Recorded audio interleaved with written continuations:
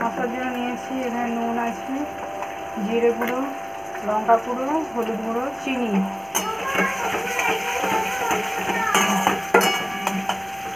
ধোকা রান্না করবো, ধোকা রান্না করছি।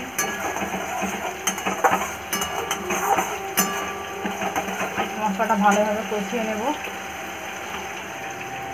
দেখুন ধোকাগুলোকে ভেজে নিয়েছি ভালোভাবে। ছোলার ডালের ধোকা, এখানে আলুগুলোকে ভালো করে ভেজে নিয়েছি।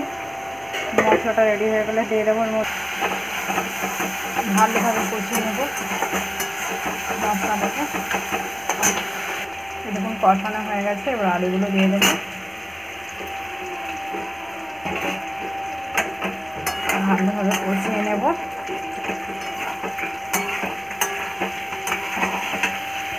আজকে মেঘলা মেঘলা ওয়েদার, সকাল থেকে বৃষ্টি পড়ছে। এই দেখুন আমাদের রান্নাঘরে।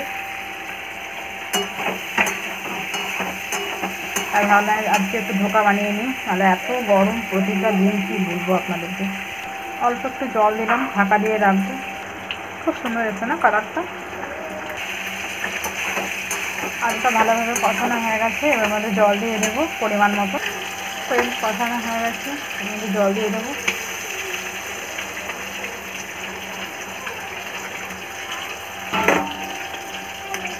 অনেকটাই জল লাগবে, ধোকাগুলো ছাড়বো, নাহলে সবটাই টেনে নেবে।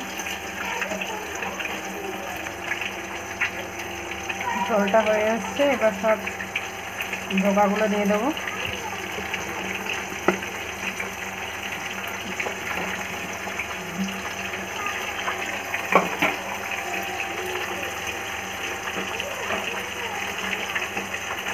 ভালোভাবে ফুটিয়ে নেব।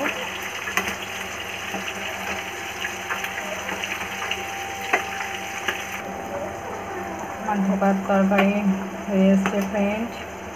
এই দেখুন সুন্দর একটা কালার হয়েছে, সেম এরকমই পুরো কালারটা হয়েছে যেরকম দেখছেন। ব্যাস, এবার নামিয়ে নেব।